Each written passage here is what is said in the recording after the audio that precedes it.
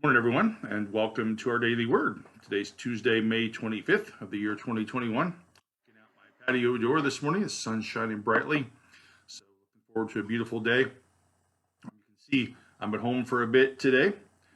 Gonna have Hudson and Carter for a little bit while their parents go to an appointment. So I'm at home just waiting for their arrival.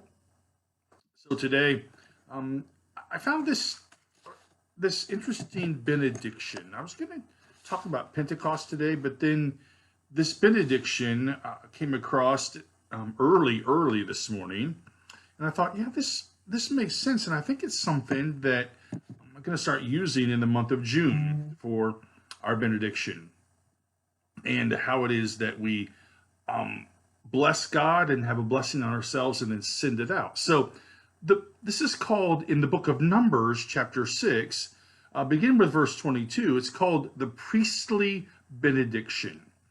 And so the priestly benediction goes like this.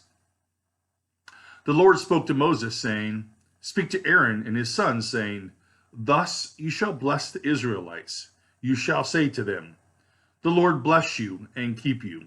The Lord make his face to shine upon you and be gracious to you. The Lord lift up his countenance upon you and give you peace. So they shall put my name on the Israelites, and I will bless them."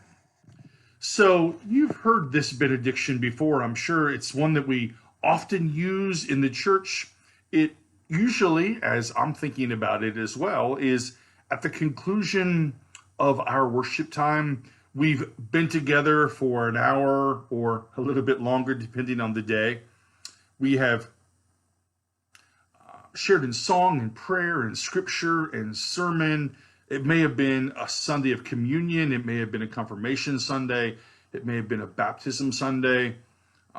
We've shared in prayers. We've probably grieved together as we've thought about the life of those people in our midst who are having difficult times. But this blessing is a reminder to us that it stands both at the beginning and at the end of our life with God and in the world. So this text is located right in the middle of the book of Numbers, and the people of Israel are about to leave Mount Sinai, and they've been camped at Mount Sinai for about a year. And they're about to leave Mount Sinai and continue their journey through the wilderness to the land of promise. So this blessing that God speaks to Moses to give to the Israelites, this blessing is designated for Israel's time of departure. And it was to be used daily throughout their journey. This is a blessing for their journey. I got to thinking about that. If we look at our lives in that way and how we live, that this blessing is a blessing for our journey, where our journey's been and where our journey's taking us. This blessing, while it may seem an unusual place for it, it's a reminder to us that this blessing that God gives is indeed one that's about the journey, and that God goes with us along the way as we live our lives. So it's interesting, if you read these words in Hebrew, they get progressively longer, 3 words, 5 words, 7 words. There is the name of God. There is God calling them and blessing them and changing their lives. And it's interesting to me that the word bless, the Lord bless you and keep you, it refers to this entire blessing that follows and covers all the midst. To bless, is to essentially testify to the work of God in the midst of their lives. And for us, when God blesses us, or when we ask God to bless a journey or a person, that we're testifying to the fact that God's work, both within the community and within the person that we're blessing, or the group of people we're blessing, or within this community of faith and beyond it, we're asking God for this divine gift And this gift is spiritual and it's earthly and it's bodily. And we ask God to help us in our lives. I've been with groups many times. When we go on mission trip, we ask God to bless our time and to give us safe travels. When the scouts go on their trips and I have the opportunity to meet with them and to bless them and pray with them before they go, we're asking God to be with them in the midst of their journey and to keep them safe. There is this idea that, as we read it in Numbers, that God blesses and keeps them and makes his face shine upon them, is gracious to them, covers all of their lives. And the good news for me, as I read this text for us, is that there are no conditions attached to this blessing. We don't have to do certain things. We don't have to follow certain protocols or to even say the right words, but this blessing just comes to us, and it covers us both in our lives and in our journey. No conditions are attached. God keeps us, holds us close. The word keep is a reminder that in our wandering, in our journey, as we wander and try to find our way, that God keeps us, and moves in us, that God's face, God's countenance is something that's always in front of us. I think about that as I make my way around and go to the places I need to go and think about life's journey. And when Diane and I are driving, I can't really stand to drive. It really hurts my lower body a lot to drive, especially when I'm in the passenger seat with the pedals and stuff. There's just not room for me. And so Diane drives a lot, and she drove last night. I needed to go back to the church last night, and I was going to go, and she said, well, why don't you wait and we'll get some ice cream? I wasn't going to say no to some ice cream, especially strawberry and a waffle cone from K&J's. And so we got in the car, and of course she drove, and we went our way. And it's interesting that when you're a passenger, you see things that you don't see when you're a driver. There are a couple of things that she pointed out to me along the way that I hadn't seen, that I don't think are new, but are there because we're going too fast and we don't see them. This blessing of God's countenance, of God's face, is a reminder that God's always present with us.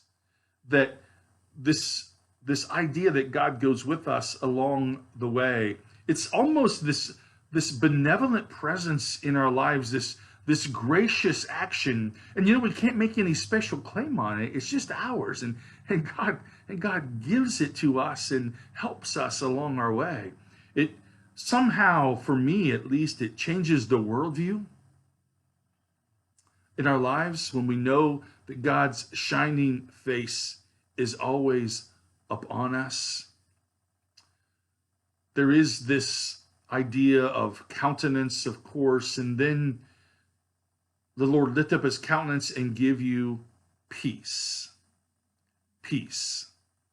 Peace is such a thing that I'm stuck with in all of my life. Sometimes when I go to the camper and spend a day and a half there or something, people think sometimes that I'm going there to find peace. I'm really not. I'm going there to find quiet. I'm going there because that is my place, where I just connect with God and with creation in the midst of my life. But peace comes to us because of God's countenance, because of God's face, because God has blessed us and God keeps us and moves in our lives. And I think this is such an important part of this benediction for us. Here we are on our life's journey, we're making our way, and the past week has been an interesting one. We've celebrated graduations, and graduation's a fun time, and I know it stresses parents out, and I remember those days, and people coming to your house for a party, and the ceremony and the emotion of all of it, the growing up, the transitioning to the next part of life for our children. We celebrate it, but yet part of our journey, we know that God's blessed us and continues to keep God's face close to us. We celebrated confirmation in church, and this idea that these young people on their spiritual journey, which isn't very long, continues. And as a congregation, we ask God to bless them. As a pastor, I ask God to bless them and to be gracious to them and to give them peace. This weekend, there are a couple of deaths that happened, and I receive those phone calls, and I grieve with people I love who are grieving the death of their parent. And, this reminder that in all of life, no matter the age of our parent, it's grief. We grieve and we struggle and we worry about the future. But then, we hear this blessing. The Lord bless you and keep you. The Lord make his face shine upon you and be gracious to you. The Lord lift up his countenance and give you peace. This is a reminder that God is present with us in every single journey of our lives. And there's this final piece of this blessing that I've read many times, but it really jumped out to me this morning. It's verse 27. God says, "So they shall put my name on the Israelites, and I will bless them."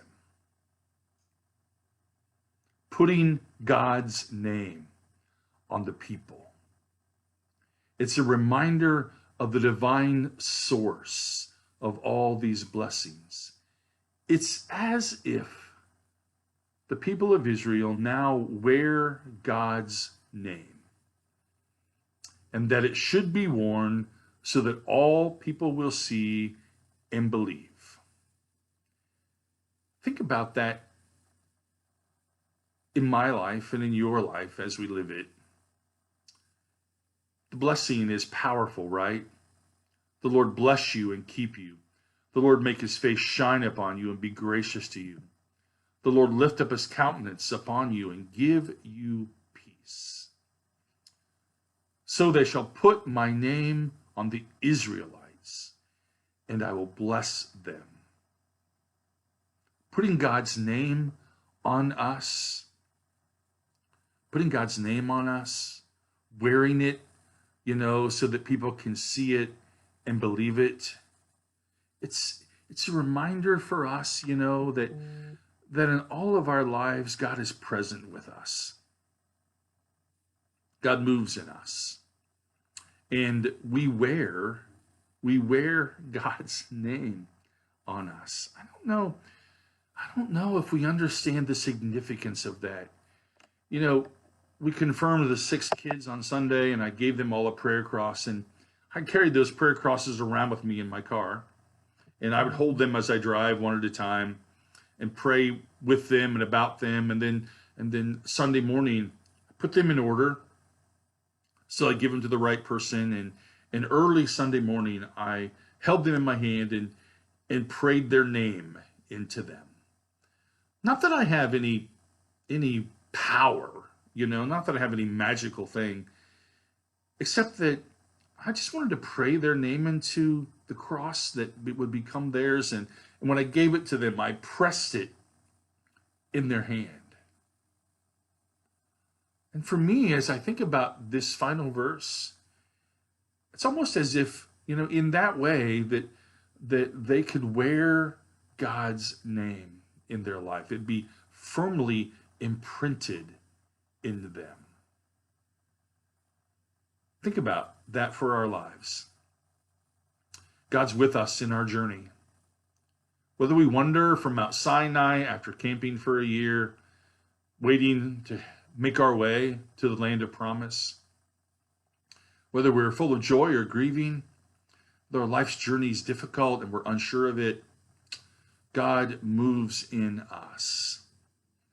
And so I always end our time together, with wishing you peace and joy and mercy always in our time together, asking you to know of God's love and know of my love for all of you.